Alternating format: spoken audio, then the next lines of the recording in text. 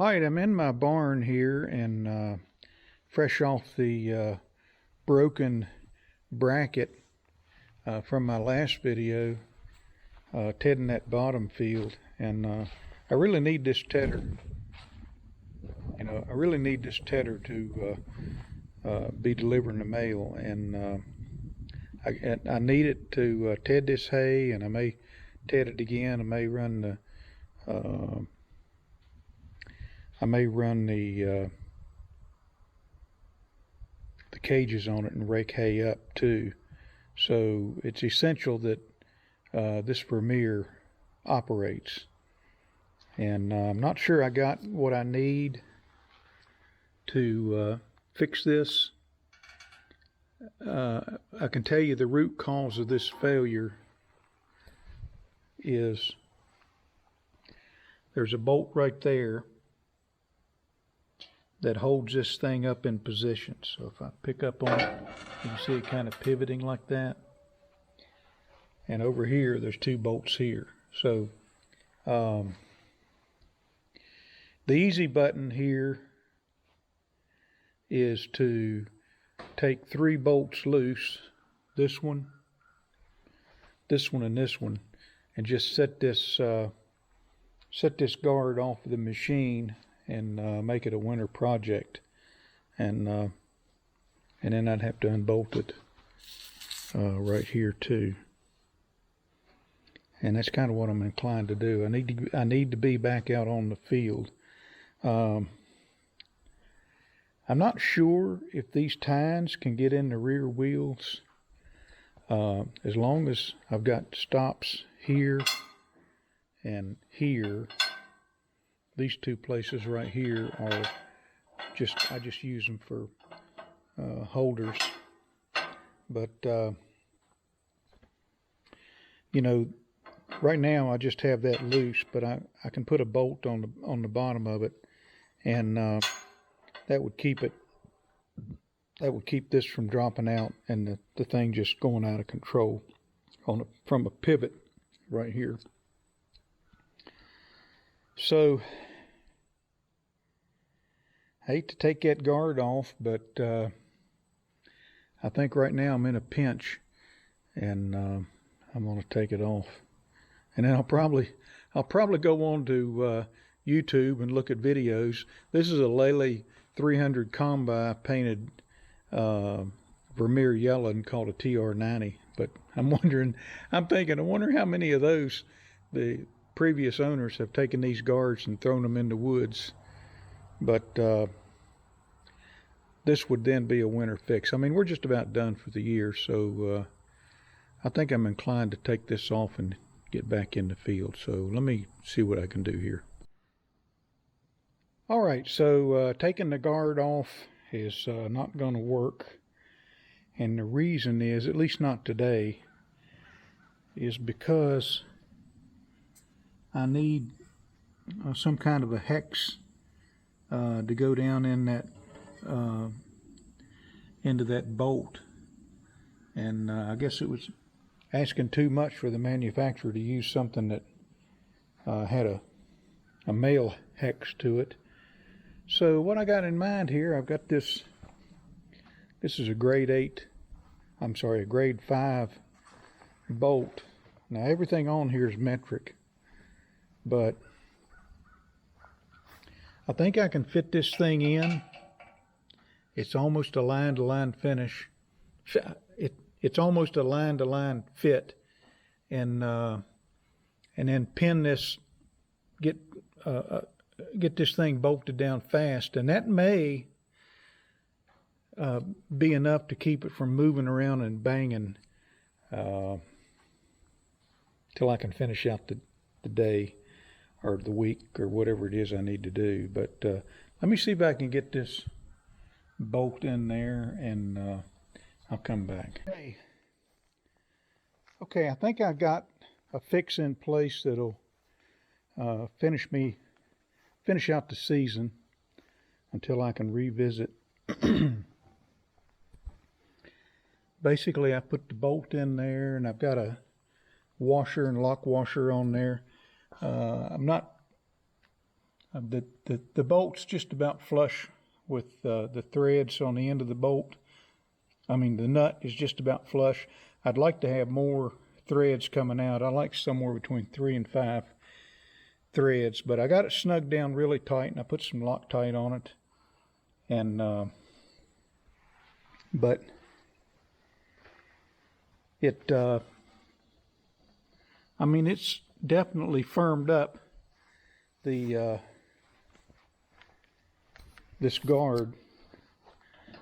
I don't think it's going anywhere. The problem I'm going to have is this bolt right here is just spinning, and so I'm going to have a little bit of movement there. And like I said, I don't have a hex, an Allen socket that'll go into the end of this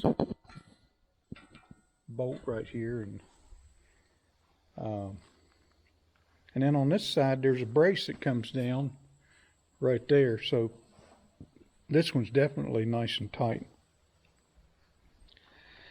So let me get back out in the field and we'll run it and see if I can finish out that hay field, and then we'll bring this video to a close.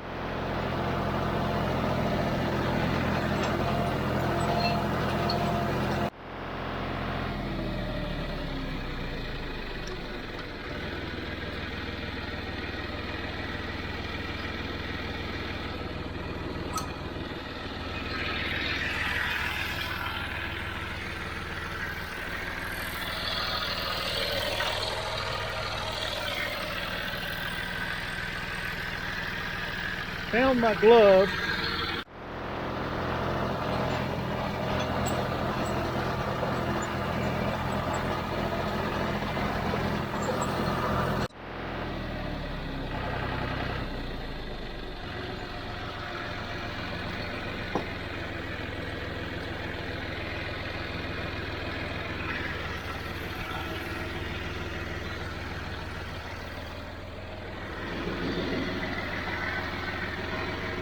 Alright, so I got this field finished, and my fix seems to have held. Let's come back here and kind of jiggle this a little bit. That's pretty rigid. This one's pivoting just like it did back there at my barn about that bolt. And it's loose, as you can see. Maybe you can see it's not coming apart, it's just not tight on that joint. So consequently it seemed to move in such a way that these two halves weren't banging together. So I got to come up with a fix for that. And I'm glad I didn't have to take this shield off. Actually, I like to have it on there, not so much for you know, somebody walking into it, but every now and then this thing's gotten loose and gotten into the back tire. And I'll show you over here.